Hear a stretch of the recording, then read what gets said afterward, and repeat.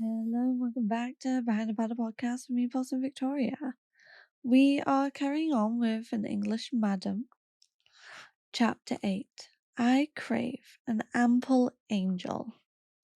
With diligence and application, Cynthia became an inventive and resourceful brothel keeper. The demands of certain of her customers were a constant challenge of her skills as an entrepreneur. A bank manager, desirous of mud, a diplomat in need of the unorthodoxly fragrant armpit, a collector of taxes, anxious to pretend that he is a lesbian, an engineer convinced that the departure of schoolgirls, elasticated knickers is indicative of the decline of Western civilization. These and other earnest obsessionists came to her establishment for the gratification of their appetites. Cynthia saw to it that they were never disappointed. If she was ever surprised by a request, she did not give her astonishment either vocal or facial expression. It was imperative to behave as though the particular diversion required were the most commonplace thing anyone could possibly ask for. Of course she knew of the perfect surrogate nun. Of course she could tie the gentleman up and leave him in the cupboard overnight. Nothing could be easier than supplying a dominant lady with a foul tongue. The client's wish was her command. Janet gave Cynthia much useful advice on how best to accommodate the kinky bondage fellows. It is hard to imagine the quietly spoken, sad-eyed Janet as the strictest of disciplinarians, but that indeed is the role she sustained for 15 weary years. I broke down in the end, she told me. I couldn't bear the strain and the pretense any longer.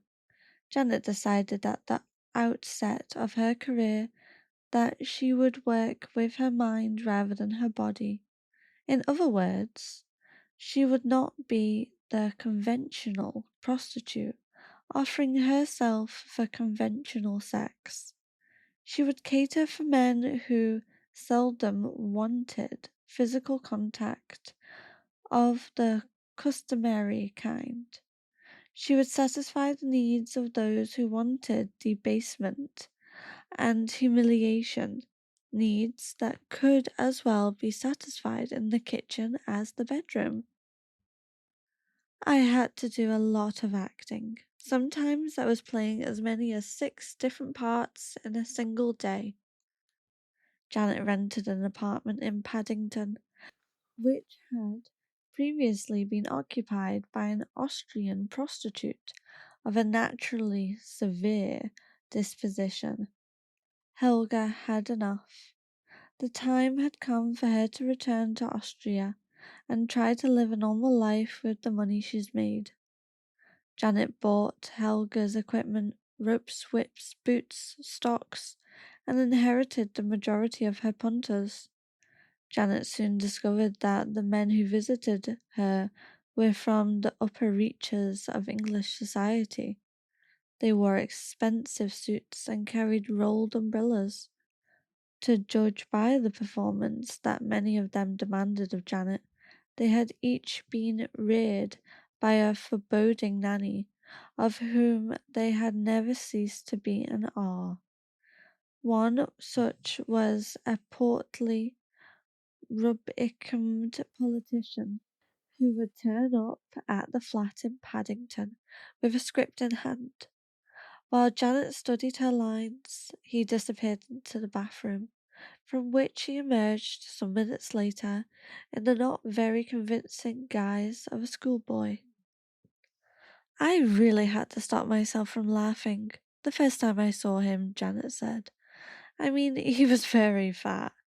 He had had a special outfit made for him, short trousers, a blazer, woolen socks, and a school cap. His legs looked ridiculous because they were a mass of varicose veins. The errand Simon is called into the presence of Nanny Wilkins. Who has been a naughty boy today? I have, Nanny. What does Nanny do to little boys when they are naughty?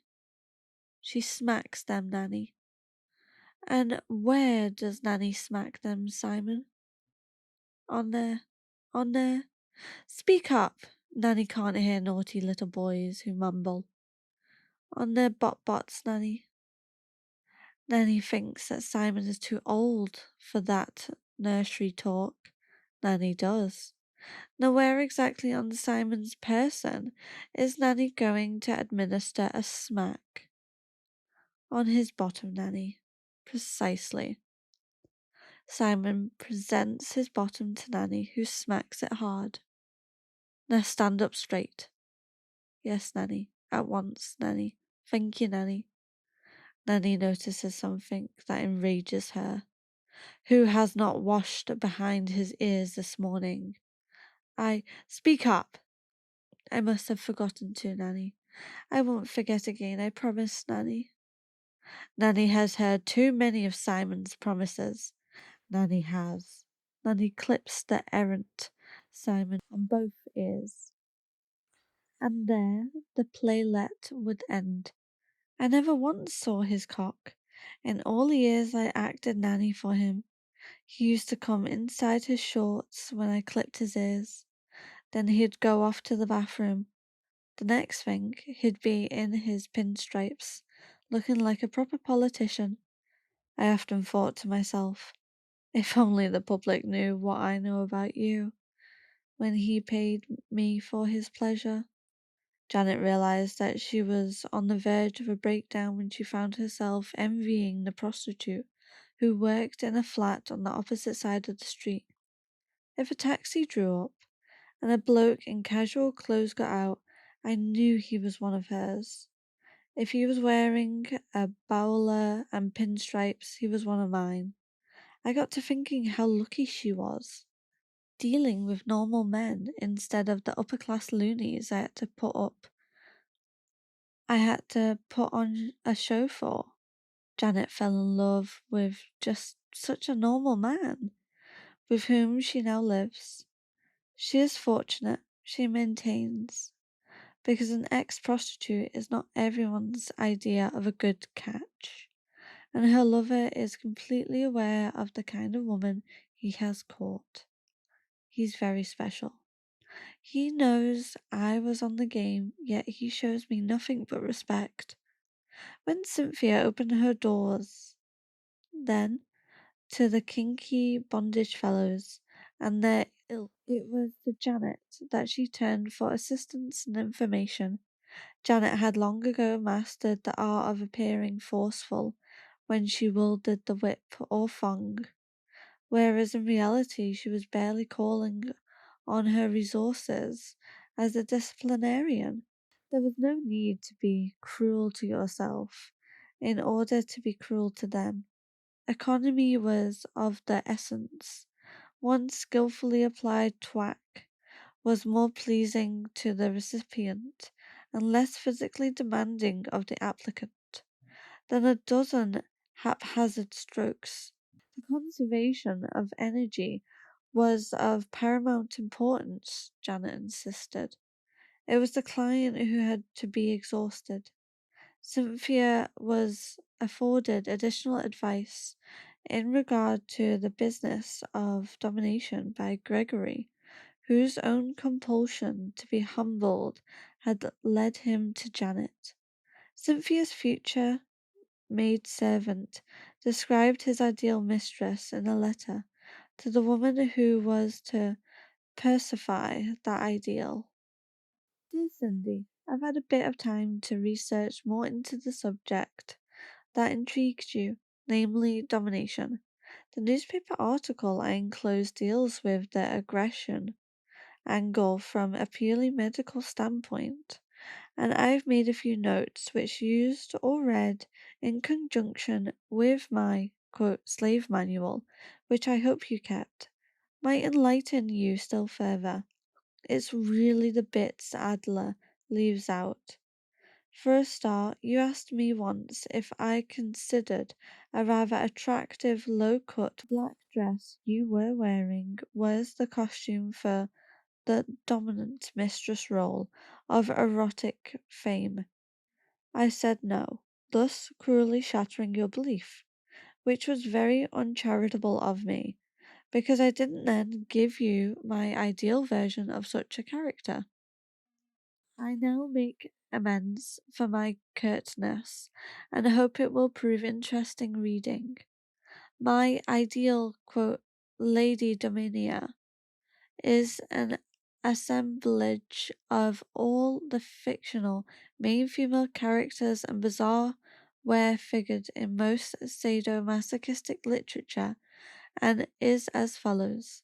Dress: black fleshings faintly shiny, catsuit from neck to toes and worn over a very prominent bust-line bra, helmet or hood in either black leather, rubber latex, or plastic patent, close fitting with oval open face piece, worn with long hair, blonde wig, flowing below, mask, in black satin with slanted eye slots and sequins featured at brows too. Boots: knee-high length fashion boots in glossy black leather or shiny plastic surface, lace-up fronts and medium-high spike heels, worn with tiny rowel spurs for show. Belt: 4 inches wide waist belt in black leather. Patent or plastic or an outside worn corset waist nipper in black ditto, but having vivid red laces pulled in very tight to accentuate the figure. Wig: as most dominants are blonde, a platinum wig or hairpiece worn to show below the helmet as stated. Gloves: usually tucked into waist belt, black leather with short cuffs, i.e. riding gloves. Collar: heavy mock gold chain looped around neck or rhinestone 3-strand collar or poodle collar set with rhinestone brilliants. Bracelet: in rhinestones and worn on right wrist whip hand. Above glove surface if gold collar is used, use gold bracelet of course. Earrings: worn if the helmet doesn't cover the earlobes. Black jet or gold dangle type, heavy and noticeable. Riding switch: black with silver metal fittings, carried by loop from handle, slung over wrist. Makeup: very pale, with a suggestion of rogue on cheekbones. Vivid crimson lipstick, cold blue or green eyeshadow, pointed fingernails, note lips down rather thin to give severity to the face, not full. With this dress goes the pose. Madame's walk, because of her high heels and drawn-in waist, is definitely aggressive. Quite naturally, by it she commands attention. This combined with her mannerisms. Her manner is naughty, her voice impetuous and cold, even mockingly vicious. She doesn't question but demands, doesn't request but issues an order. A decree, in fact. Visiting Madame is more like obtaining an audience with a queen of ancient times, a goddess of cruelty. For instance, a slave, though still in his street clothes, and he meeting her for the first time, where it would be normal to shake hands in greeting. Madame would require him to kneel at her feet and kiss his mistress. Shoe tip reverently. Reverently. This act Madame would not regard as dramatic or theatrical, but as merely showing good manners and common courtesy. Her most favorite position for greeting a slave might be sitting in a large armchair, her legs elegantly crossed, and she smoking a cigarette through a long holder, perhaps while she leafed idly through a glossy fashion magazine. Can you get the picture? The slave would enter, she wouldn't look up, face his mistress, approach to within 6 feet of her chair, then get down on his knees and crawl very slowly towards her feet, head bent low to the floor. In due course, Madame's recognition of his presence might be a soft snapping of her fingers, followed by a vague wave towards her feet. Her slave would then respond by respectfully kissing the sole of her boot, the one nearest to him. To perform this task, the slave would be most careful not to let his fingers come anywhere near his mistress's boots.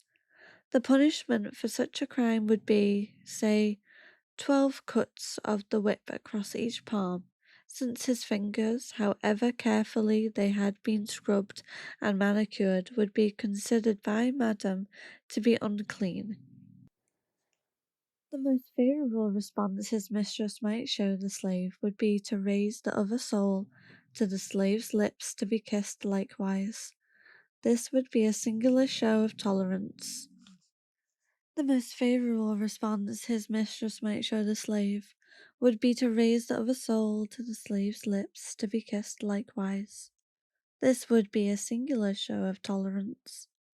But of course, Madame may not choose to acknowledge her slave at that time, and decide to let him wait, kneeling patiently at her feet while she finishes reading. Madame might even choose to use the slave's back as a footrest, her pointed boots tearing and bruising the tender skin of his back, and she indifferent to his groans. And if wearing dress spears, oh, what pain! This, then, is the sort of domania most masochistically inclined men want, though some don't know it at the time, it seems. Believe me, Cindy, treat them this way initially, just as described, and you'll have any one of them on toast, struck dumb at the treatment. Later on, you can break said slave spirit entirely by being utterly contemptuous of his rights and laughing at any suggestion of sexual gratification coming from him. Just reminder that a real slave would readily consume dog food at his mistress's order, let alone obey her every wish. Remember this the next time you have a man under the lash. Keep this for reference when/if we get together. The costume. The costume was eventually got together. Dressed in her catsuit, Cynthia became Lady Domania, Gregory's dark angel.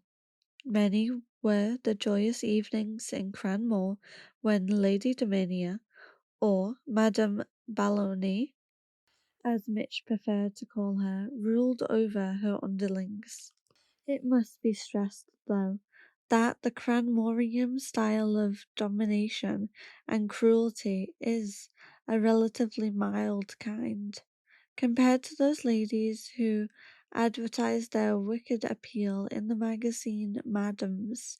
In a world of fantasy, the Dark Angel of Streatham is a truly angelic disposition.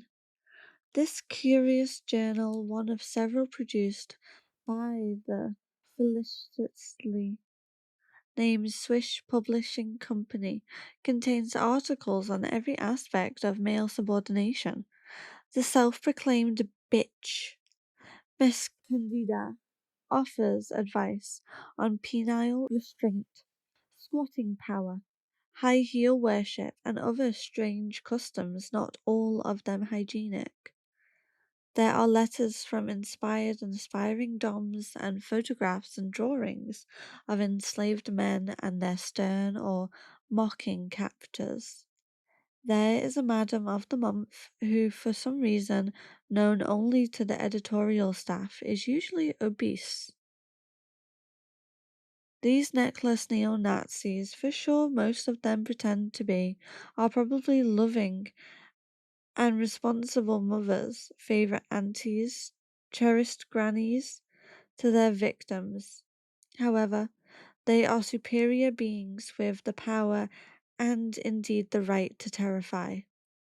For the disinterested reader, the fascination of madams in a world of fantasy lies in the lethally battered English its zestful contributions employ to describe their erotic practices. The commanding Miss Cnida and her saucy sisters in Nicotierney lashed the tongue of Shakespeare and Milton as if it were the collective bottom of innumerable degraded men. They render it a lifeless thing, a mess of dismembered syntax, of stupefelled punctuation. These annihilators of language and restrainers of peniles often go about their work in the appropriate setting of a dungeon or a torture chamber. Neither sinister cell would be found in Cranmore, where the kinky bondage fellows of yesteryear were also required to be licensed jesters. Lady Dominia liked to expert discipline in a happy atmosphere, with only the occasional glare from the leather-clad Magda to menace the grovelling pranksters. Sometimes when Cynthia was twacking Mitch's backside, "Call yourself a squadron leader, you couldn't fly a bloody kite," she had to curb her natural desire to laugh. Candida and her cohorts would be shocked by such irreverence. A superior mistress may mock, but she must not acknowledge the absurdity of her undertaking. Cynthia has a healthy sense of ridiculous. Not for her the rack, not for her the thumbscrew, those deadly instruments, so suggestive of real terror, of real agony, have never been seen among the Cranmore properties. Fun can be had with a riding crop, but pain of a different order is attendant upon the appurtenances of medieval castles. Gentlemen who wanted to be frightened senseless by a dom femme were advised by Cynthia to contact certain ladies in the Earl's Court area, one of whom has a fully equipped operating theatre, in which she performs as a practically splashy surgeon. The kinky bondage fellows who visited Court Road and Ambleside Avenue were merely reduced to a state of pleasant exhaustion, and were fortified by poached eggs on toast before returning to the normal world outside. There were sore behinds in Streatham then. No one ever left Cranmore with an unsightly scar, a debilitating wound. The discipline afforded Slave Rodney and Slave Philip therefore was, and is, of a subtle nature. Both men still wait upon Lady Dominia, but they are not severely punished in the process. They are insulted but not injured. They are blissfully happy when they are told off for not doing their household chores properly. If Madam is more than usually displeased with Slave Philip's work, she ties the unfortunate skiver to a leg of the kitchen table and commands him to eat out of the dog's bowl. Except, of course, that Slave Philip does not consider himself unfortunate. To be chained up and made to take his food on all fours is very ecstasy to him. Slave Rodney likes to lowly too, though in a different manner. Slave Rodney likes to be lowly too, though in a different manner. This gentle, charming man in his 60s began his working life in service at the age of 12. He cleaned the boots and shoes off of the gentry in a large country house, and it is this task that even today affords him most delight. He remembers an occasion during his puberty when the cook and an extremely pretty maidservant both ordered him to polish their lace-up boots while they were wearing them. The maid taunted him as he worked, and his penis became erect to his acute embarrassment. He then ejaculated for the first time. Years ago, when Rodney was nobody's slave, he asked his young wife if he could kneel at her feet and clean her shoes. She asked him, in turn, to explain his odd request. He did so, in what, for her, was upsetting detail. She told him that she found him disgusting and perverted, and that she would never, never satisfy him in such a revolting way. Their sexual life stopped at that moment.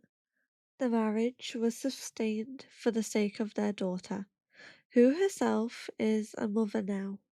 Rodney is a responsible man who loves his child and revels in the company of his grandchildren.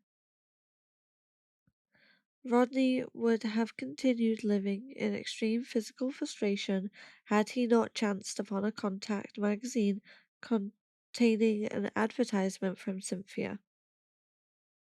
The shy and recent works manager summoned up the courage to write a reply, and as a consequence visited her in Eldon Court Road. She listened to his story and expressed neither disgust nor revulsion. She understood his need to repeat, however, approximately that unforgotten event of his boyhood. She told him she would help him do so. His was a familiar predicament, she assured him. Cynthia was immediately impressed by Rodney's exquisite manners. I was too. I watched him at a special party that he and Cynthia attended in the summer of 1981 for a number of disabled people, and was moved by the unforced kindness he displayed to them. There were two men present who could not go to the lavatory without assistance, and that assistance was amiably and enthusiastically supplied by the unembarrassed Rodney. Slave Rodney has been a happier man since he made Cynthia's acquaintance. He spends most weekends trying to come to terms with the garden behind Cranmore, which is large enough to require more than a day's attention each week in the summer, spring, and autumn months. He trims the lawn and cuts back the rose bushes and dead heads of the flowers to the best of his ability. Considering the short amount of time he manages to devote to it, the garden is in a remarkably healthy condition. His reward for working with such application is to be called into Madame's presence and ordered to clean her footwear. Madame taunts the servile wretch, just as the pretty maidservant taunted him nearly half a century earlier. Slave Philip, a polite young man who sells insurance in the home counties, wrote Cynthia a letter of application that she found irresistible. A sizable quantity of the letters she received while she was running the brothel were in fact left unanswered. Men who boasted of their massive equipment or promised endless orgasmic bliss were written off as Jack my lads. They come when they're writing that stuff, she told me. They're a waste of bloody time. Slave Philip's style struck her at once as being genuine. Dear Madam, I've just received my copy of Pathway magazine, and I am very interested to read your advertisement for a handyman, gardener, domestic servant, so I am immediately writing to beg you to consider my application for this position. I expect you have received many hundreds of replies from subservient males like myself, all begging to serve you, and I fear that I am too late, and that you are already suited. However, I am nevertheless writing in the forlorn hope that I may be fortunate enough to be granted an interview. I am truly submissive by nature, with many years' training in all aspects of slavery. I do assure you that I am honest, hardworking, and reliable, and I would dearly love to work for you, obeying all your instructions implicitly and to the letter, no matter how unreasonable or unfair they may be. I am very broad-minded and completely unshockable, and I am prepared to accept any humiliation, degradation, abuse, and punishment in the course of my duties if it so pleases you. I am skilled and experienced at all aspects of decorating and home maintenance. I possess a complete range of tools to cover all eventualities. I am also a keen and enthusiastic gardener, and I am capable of being left to work unsupervised. I can tackle all domestic duties, although my ironing leaves a little to be desired. I always work. I always work painstakingly, and I strive for perfection, as past experience has taught me that few mistresses are satisfied with anything less. Of course, I am perfectly happy to work entirely unpaid, and I will also provide all the materials, etc., required at my own expense. I also expect to pay a reasonable fee for the honor and privilege of serving you.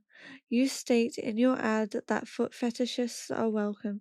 Well, at the end of a hard day's work, I would love nothing more than to curl up at your feet and kiss and lick your shoes or boots devotedly and passionately for as long as you permit. I desperately hope that you will be kind enough to consider my plea, and I enclose a stamped, addressed envelope and anxiously wait to hear from you. Yours obediently, Slave Philip. The obedient Philip was granted an interview, as a result of which he was instantly employed. He proved to be bloody wonderful at scrubbing and polishing, but Philip is no ordinary domestic help. When he is scouring the kitchen sink or cleaning the silver or giving the walls of the lounge a fresh lick of paint, he is naked, except for his wrist watch and wedding ring. His being in the nude makes it easier for his fault-finding mistress to flay his behind if she finds him negligent of his duties. He has never been that, but it is essential for him to be told that he has been. A bawling out excites him and spurs him on to greater effort. Early in his marriage, he went out drinking with his wife and some friends one night and got rather drunk, which is something he rarely does. Returning home, he and his wife had a row. She complained about the state of the kitchen floor. For once, she said, he could clean it. She'd done it too often. He had already started to undress when the order came. He removed his remaining clothes and set to work with a mop. He was strangely elated, he recalls. His docile wife had seldom been angry with him before, and her sudden unexpected display of temper made him realize precisely what stimulated him sexually. She has not been angry with him since. Like many of the men who used to visit Cranmore and the house in Eldon Court Road, Philip is unhappy with the physical side of his marriage. He would be a contented man if his wife could will herself to abuse him occasionally and insist that he do the housework, but she cannot, and has made it clear to him that his is an impossible need for her to gratify. There are times, Philip confesses, when he is anxious, nothing less, for some sterner discipline than Cynthia is willing to provide. It is then that he drives to Matlock in Derbyshire, where his other superior mistress lives. This fearsome lady has a daughter who shares her compulsion to reduce men to their proper level, and the two of them often join together to reduce Philip to his. The Matlock mistress takes Philip by car to a secluded spot in the High Peak where she commands him to undress. Assisted by her eager daughter, she binds Philip firmly to a tree with a length or so of strong rope. She picks up his clothes and throws them on the back seat of her Renault, and informs the naked slave that she will return if she feels like it, but if she doesn't feel like it, she won't. The two women then depart for a day's shopping in Derby. Imagine Philip's distress as the afternoon wears on. Imagine him at nightfall with only birds and scampering animals for company. Imagine him in midsummer when that rugged region of the English countryside is a favourite haunt of tourists. What if one or more wandered into the thickest and discovered him? Imagine him in the small hours, chilled to the bone and convinced that his mistress has finally forsaken him. Philip ejaculates more than once before his baleful mistresses arrive.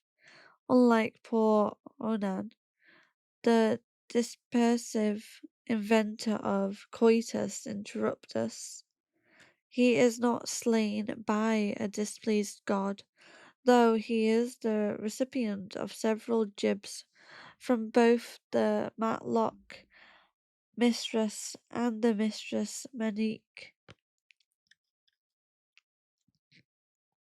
They ridicule him as they release him, and he is properly humbled. It is a refreshed Philip who journeys back to the home counties and the selling of insurance. He has faced the worst that a slave can endure, and is now in the right frame of mind to enjoy the reproaches of his Streatham mistress. He cannot wait to give Cranmore a thorough spring cleaning. He cannot wait to give Cranmore a thorough spring cleaning. In her party-giving days, Cynthia would command Philip to make the house ready for her guests. On those occasions, the girls were invited to tease him as he went about his various tasks. They interrupted him as he slaved away. "Another cup of coffee, Slave Philip. And be quick about it. Slave Philip, you have been ordered to bathe me. Do up my zip, Slave Philip, or you'll get the back of my hand."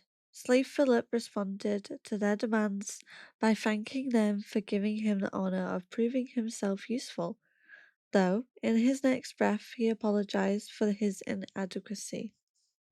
Right, that is where we're going to leave it for today. And yeah, I hope everyone's having a lovely good week. And we will continue with this next week. This has been Pulse and Victoria with Behind the Paddle podcast.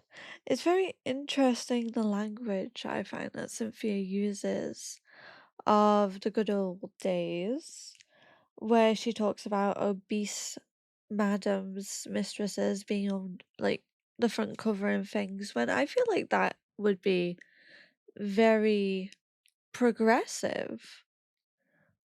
But the fact that she says obese, that really makes me wonder what they actually look like. So I did a little bit of research about the magazines, and I've seen a few of the front covers, and I'm not being funny, but I wouldn't say the women on there are obese.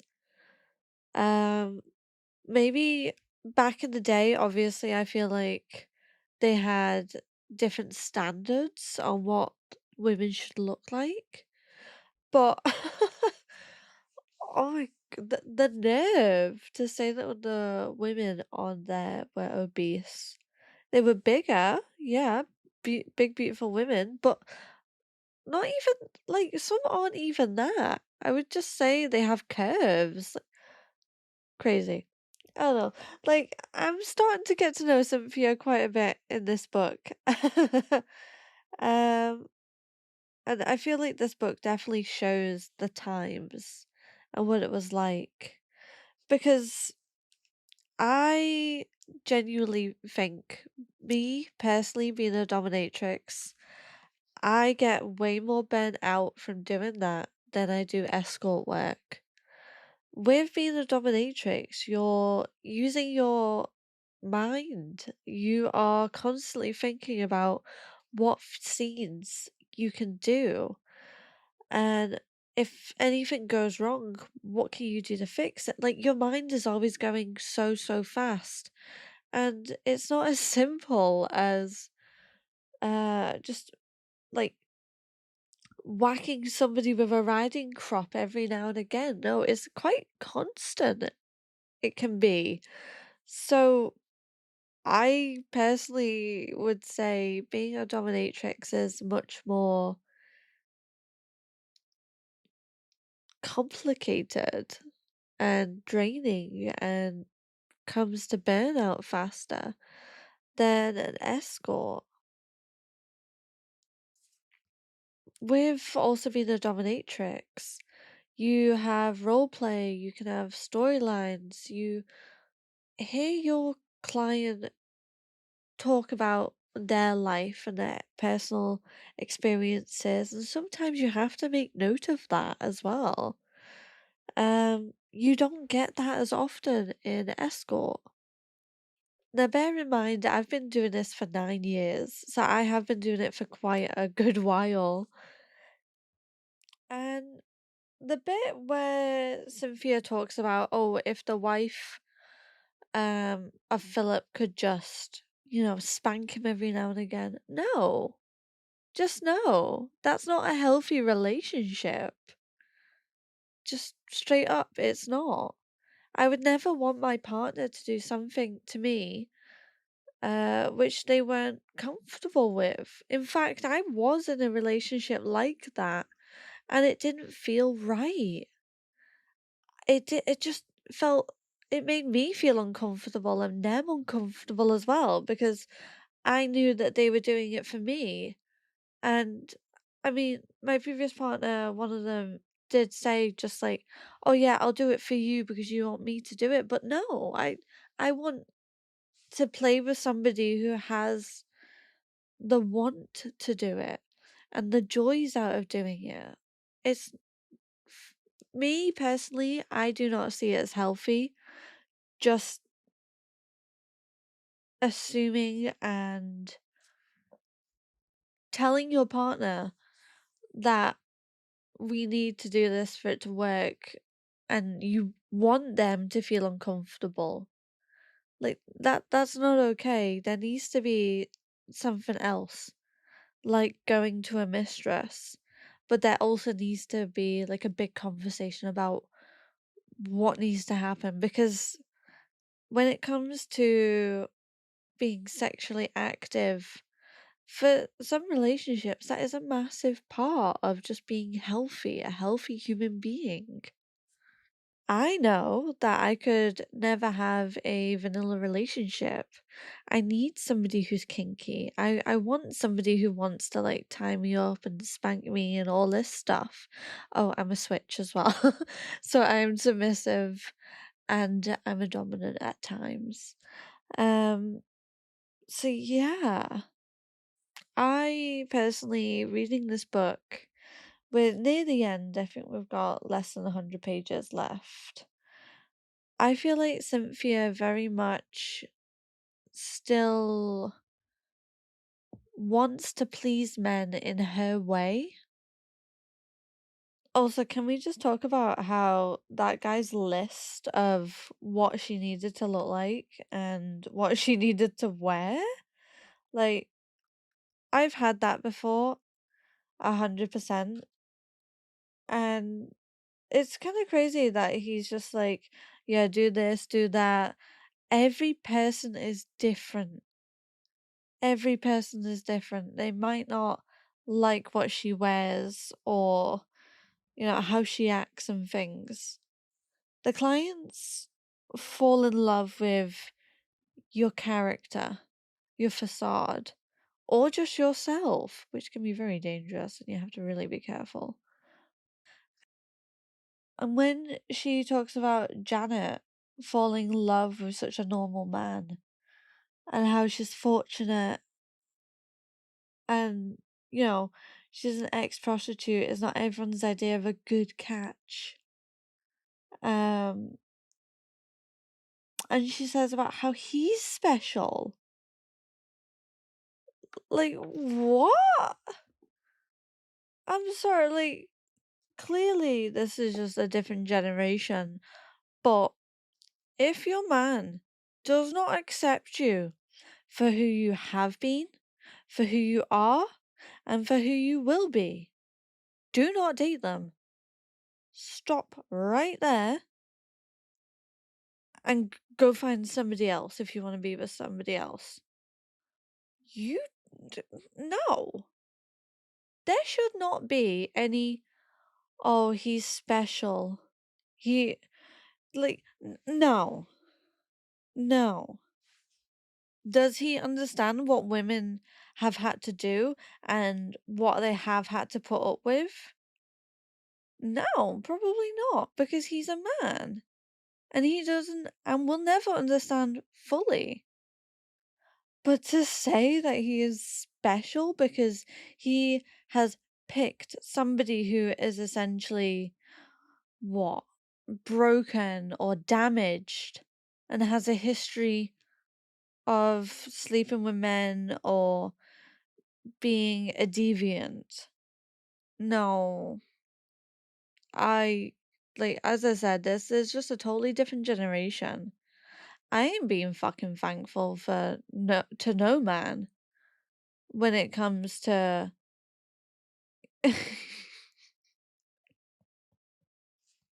when it comes to them being with me because I have a job which is taboo. Like, no. No. I'm bankrolling right now. I've I no. Like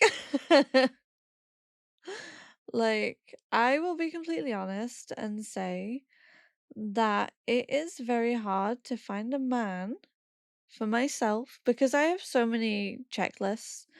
But the main one is financial responsibility and security. That is lacking, which I found in the dating area. I've been dating, going on dates and things for I think over a year. Yeah, just for over a year now, in and out. And I've met nobody who, one, is close to the financial status that I'm at. Uh, Secondly, who has got their freaking life together, knows what they want to do and achieve in 5 years, and is a decent bloke. Like, I have loads of checklists, which is absolutely fine, but not damn once have I ever said that I am so fortunate for a man to be with me. Fuck no. They're fortunate to be with me. I'm practically all of their sugar mummies, all my exes. I have a house. I have a great life. I know what I want to do in 5 years. I have impeccable fucking taste. And I'm the loveliest fucking gift giver, thinking about other people and everything like that. No. No. I'm not fortunate for a man to be near me or anything. I've never heard something so silly. That is the type of things which people who are anti-sex work say.